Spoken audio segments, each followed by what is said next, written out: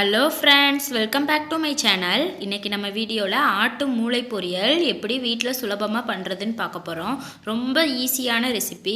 வாங்க ஃப்ரெண்ட்ஸ், வீடியோக்குள்ளே போகலாம்.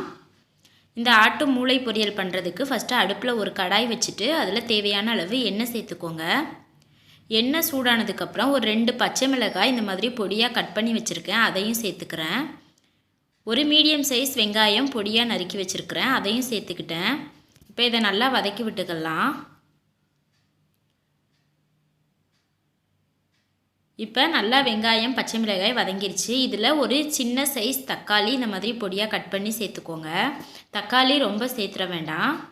இப்போ இதுக்கு தேவையான அளவு உப்பு சேர்த்துக்கலாம்.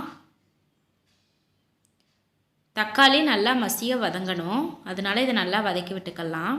ரொம்ப ஈஸியாக இந்த மூளை ஃப்ரை பண்ணிடலாம். கண்டிப்பாக நீங்கள் வீட்டில் ட்ரை பண்ணி பாருங்கள். குழந்தைங்களுக்குலாம் இது மாதிரி செஞ்சு கொடுத்தோன்னா ரொம்ப ஹெல்த்தியான ரெசிபி இது. இப்போ இது நல்லா வதங்கிடுச்சு. நான் இப்போ இதில் கொஞ்சமாக காஷ்மீரி ரெட் சில்லி பவுடர் சேர்த்துக்கிறேன்.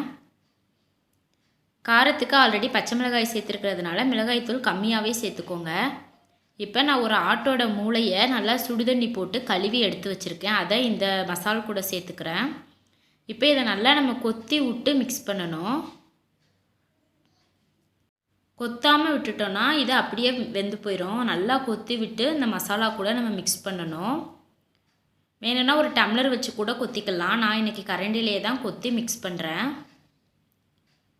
இந்த மாதிரி நல்லா கொத்தி நம்ம மசாலா கூட மூளை நல்லா மிக்ஸ் ஆகிற மாதிரி பார்த்துக்கோங்க.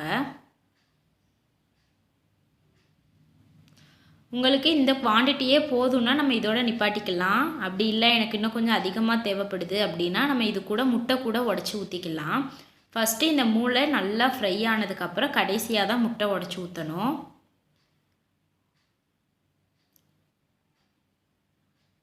பாருங்கள், நம்மளோட மூளை சூப்பராக ரெடி ஆகிட்டுருக்கு.